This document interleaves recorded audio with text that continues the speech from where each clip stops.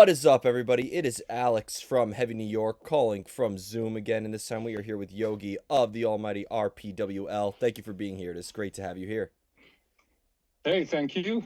Yeah, it's so awesome to have you here. Your newest album, Crime Scene, is absolutely awesome. Was the intention of this album to just make a continuation off of Tales from Outer Space, or was this meant to sort of signify like a new beginning in a way for the band? No, I think it's a new theme we did, and yeah, we worked on different kind of subjects, and yeah, no, it never was intended to be something like Tales from Outer Space. Tales from Outer Space is flowerful. It's full of colors, and a crime scene is yeah more, yeah, it isn't really dark, but a guy once asked me if we were influenced by the times we have here, especially in Europe, with having a war just in front of our door. And I don't know, maybe, but it's to be honest, Kalle came around the corner with some ideas that were completely different. And so I had, for a long time, I had this in mind to do something about crime scene with cases that you just, you know, leave you with your head shed. It's just where you scary things and yeah, and so yeah, it was time to do that. Well, I thought because I know that RPWL has like a lot of themes, as you mentioned before, so I thought Crime Scene was almost going to be like maybe different murder cases for each song or something like that, or something like that. But did you always, for the making of every album, did you always think of themes before you started writing the music in a way, or did you always prefer to have like a full record already written before you knew what the theme of each album was going to be? Yeah, I think I need this. I need to build this little world around what we are doing. So I'm sure I'm causing a nervous breakdown to Kalle sometime because I can't start off when I don't have this. When this little world it has to turn and it has to build it has to has its own life, and it has, yeah, it's like this little thing we build, and when we do that, could be a song, could be a lyrical idea, could be something, like with Tales from Outer Space, just the idea, um, what would aliens say just coming to our world? What do they think? What do they find? And this idea just catched me, and then we can go on. And I always need this kind of, yeah, world we create. So, and then I can start off, not before. Is the world that you create always coming from an external source? Is there like a lot of observation involved in your songwriting process, or is your source of inspirations always coming from within? It's coming from within, and it's coming together with what the music is about. So if as I said, maybe it was the ideas of Kalle. He came around with this little demos he had that sounded a bit more dark than those before, and so. But maybe it was the music that just turned a bit more dark when the lyrical content came to it. I can say so. It's kind of a relationship between music and lyrics that Well, creates this world. Well, I know that you guys are very influenced by Pink Floyd. I know that RPWL started off as a Pink Floyd cover band, and Dark Side of the Moon and Animals and all those classic albums have the sort of themes behind it. So it's not like just having the sort of prog sound is influenced by Pink Floyd, but it almost seems like you have the songwriting process of David Gilmour and Roger Waters and all the members as well, right? Like thinking of themes before you put pen to paper on the music. Yeah, maybe that's kind of similar. I agree. but it's, you know, you go into the studio and work on your things, and it was never intended to do something like or something in the direction of. It just comes with you, you know. I at least I have to say I don't have to think about. If you say that's kind of similar, I mean, I'm completely socialized with this music about of the 70s. With Pink Floyd was my first musical experience. So I think it's, you know, when I grew up, it just went into my DNA, and I will never get out That's these things. that's everybody's first musical experience ever. Once a fan, Yeah. the first artist that gets you into music will always play an impact on your life. Yes. Yeah. Sure. Are these themes though that are incorporated in your music? Does your personal life or your personal experience also influence those themes in a way, or do you use the band as more of an escapism from your personal life?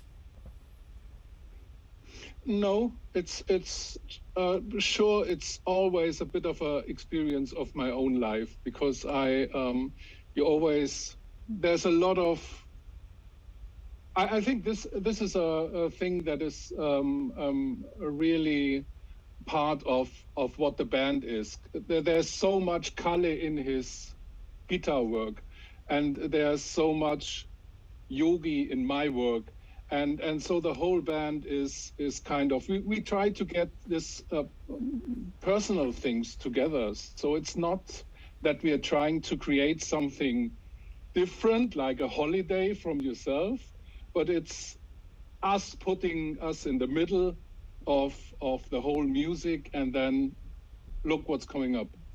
I love that saying though, a holiday from yourself. That I think you should write that down. Yeah. Yeah. Um, but when it comes to like this, the sort of themes that are incorporated, do you want your music to be open to interpretation, or do you want the listeners to be just as engaged in the meaning as the music itself? I try to. You know, you try to get the spin of your world getting so high that everybody who listens to it is getting into it. So this is, if the people are getting into our meaning, what we are doing, and into our music, I'm completely yeah, I'm really satisfied. And I don't Kalle always says, leave it open. You know, leave it open. It's a thing I can't do. It's just, I want to get the listener to that point where I want him to be. So this is kind of, yeah, but it's good that I'm in a band, because all these different points of view, all these different tastes of music coming together. This is what RPWL is about. It's not my solo work. Absolutely. But do you think maybe a listener, if they were to maybe see something different or have a different emotion into your music that maybe you didn't have initially, do you think that could add another Yeah. layer of meaning to the music as well? When the listener is experiencing it, that brings a whole new layer of context to the album. Yeah, sure. Why not? Yeah, completely. Does that almost That's make? Oh, I was gonna ask. Does that almost make you look at the music a little bit differently than when you first wrote it? yeah. It's yeah. When you talk with people about your songs, and they I see it that way, and they seen it that way. It's always okay. You can see it that way too. So it's no problem. I mean, at least we're not writing a book. We're doing music, and one of the great parts of music is the music, and not only the lyrics. And so there's a large room for interpretations what you're doing, of course, but yeah, when you're doing something like yeah, this crime scene thing, yeah, at least I hope nobody will commit a crime because they misunderstood us. You know what I mean? Well, that's not your responsibility. People's misinterpretations are not I your. know. And hey, So hey, so you'll get some good promotion out of that.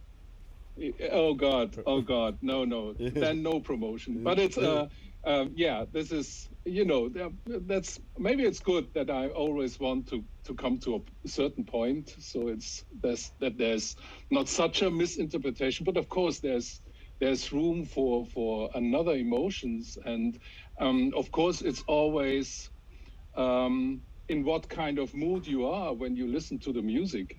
Of course. Of course you can, yeah.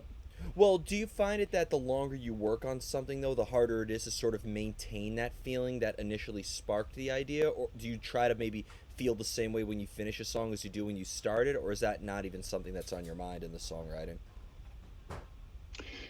Um, when you're doing all the things on your own like we do, so we have no songwriters, we write the songs. We have no one that's recording us, we do it ourselves. So I record Kali records me, um, and it's you always come to a certain, you have to find the right time to finish the production, because you can it's kind of I mean it's when I say overproducing, I know that people understand another thing, but it's you can kind of overproduce it when you just left the song. You know, when you just left the, you always try to pull the song somewhere, and in there's a certain point in production when you lose the song, and this is when you work too much on it. So it's I mean, at this stage it would have been better to release the demo songs because yeah, that's kind of, yeah, it could happen during a production that you just losing the point why you were doing the song. This is yeah, but we're doing it for a couple of years, so we're quite experienced with that. When you look at every album, though, from God Has Failed to now, is it almost like a timeline of who you and Kali are, like, in your personal lives in a way? Like, do you, I know I kind of asked that before, but, like, is it almost like a timeline of the band in a way? Or are these albums maybe connected with each other in their own unique way outside of the band? No, it's more than a timeline. It's kind of a diary. So if you ask me something that was maybe, hey Yogi, do you remember in 2005? I just got through the releases, and I know what I did in 2005 because I know it was after the production of World Through My Eyes. So it's kind of my, yeah, it's kind of really like a diary. When I listen to the albums, I know exactly how I felt in 2002, in 2007, and in 2010. It's really it's so funny because when we re-recorded the God Has Fate, we were here with the founding members of RPWL and listened to all the tracks in I just get them all through the backups, and we listened to the recordings we did, and it was just like, wow, it's 2000. And you get this feeling again, and yeah, it's so funny because since RPWL exists, I know exactly what I did at a certain time. Well, that's actually, you led me perfectly into the next question I wanted to ask you. I love asking the sort of Oh, anniversary questions. Last year was yeah. 20 years of Trying to Kiss the Sun, and it was also 10 years of Beyond Man and Time. So, kind of circling back to those two particular albums, what was the sort of mind frame in 2002 and 2012? Um, in 2002, it was our first.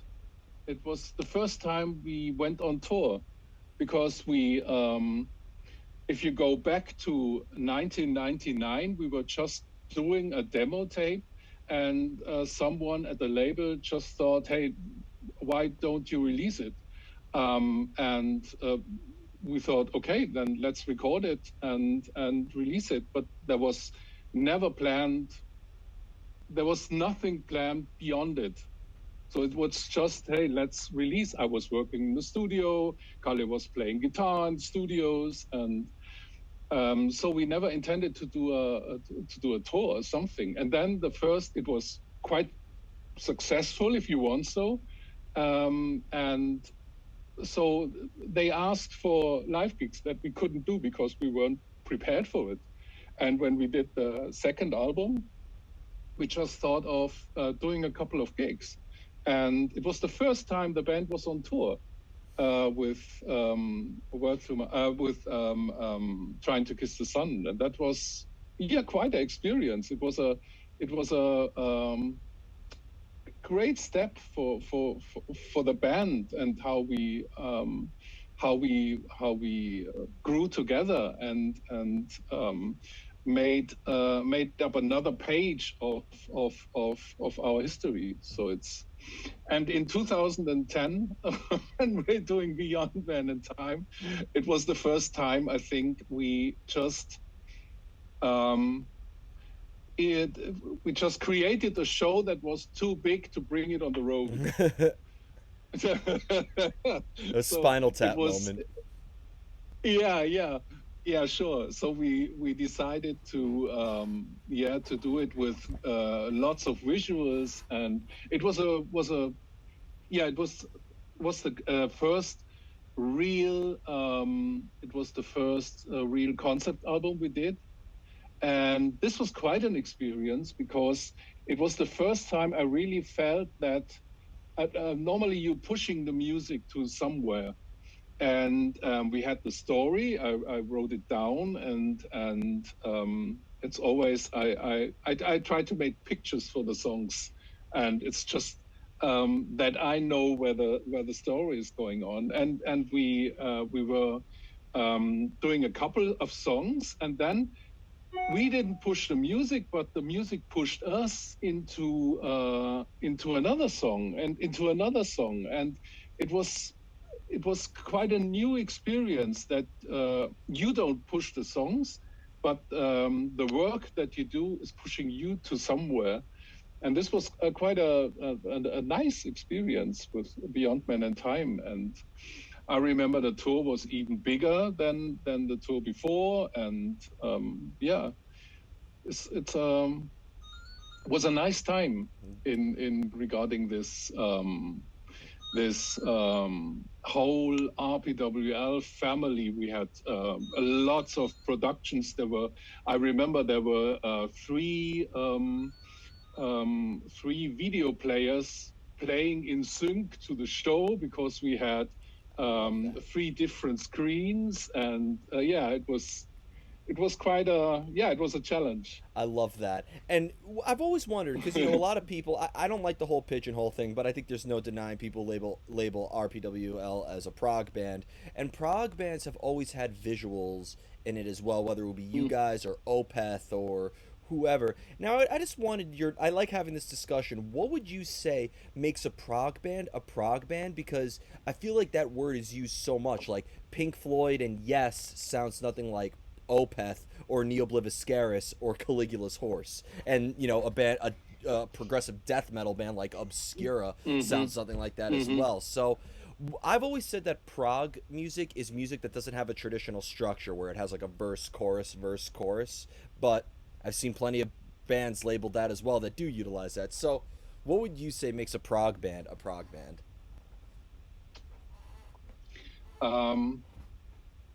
I'm so lucky that I'm doing the music and don't write about music, because it's Thanks. it's really a hard question. When we did this first album, and I know that the label at that time was a prog label, but I didn't know the word prog. So when I started off listening to music, it was rock music, and there was jazz music, and there was pop music. And I never had the feeling that I have a certain area in the record store that was addressed to progressive music. So I wasn't really I wasn't aware of that yeah, a kind of particular progressive thing. And the first thing that happened when we released it was that 2 months later we were on the front cover of a progressive rock magazine, and it was, oh wow, what's that? And I mean, I have to say, I was completely drowned in normal studio work at that time. This was what I was doing, and I just went through through this magazine and saw all this. Hey, Genesis. Hey, yes. And this is the music I listen to. But what the hell is progressive music? And it's always when I think of that, I'm always smiling, because I'm we get this pro, no modern art rock, modern progressive art rock, and you always think, what the hell are they talking about? But it's I mean I said I'm lucky, because we just go into the studio and make the music that we feel. And if someone says this is progressive music, I'm okay with it. I don't care.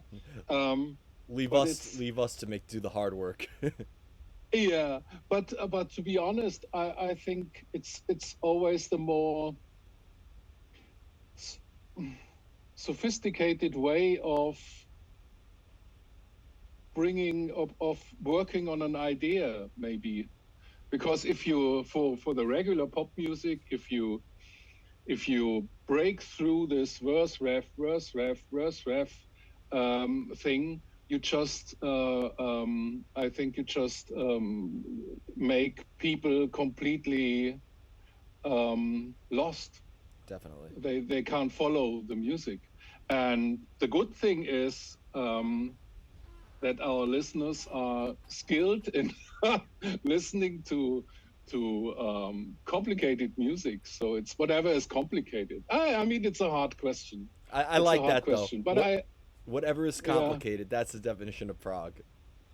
yeah, Because let's be real, Ye- you guys are anything but punk, and you guys are anything. So like, yes, and that's very simple. So yeah. so before we go, I want to thank you so much for your time and for such an awesome conversation. Is there just anything else with the release of Crime Scene that you would like to promote in terms of tours, or anything else we could be expecting from RPWL?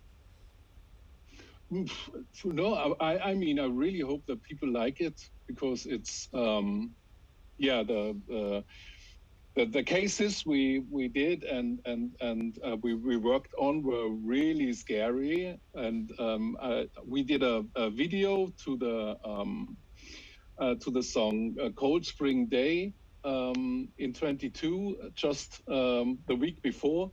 And we went to the place, because it's near the studio where this family was killed in 1922, and it's still unsolved. So and it's so scary when you are there where this happened, even it's, I mean, more than 100 years ago, but it's still scary. So it's I think if I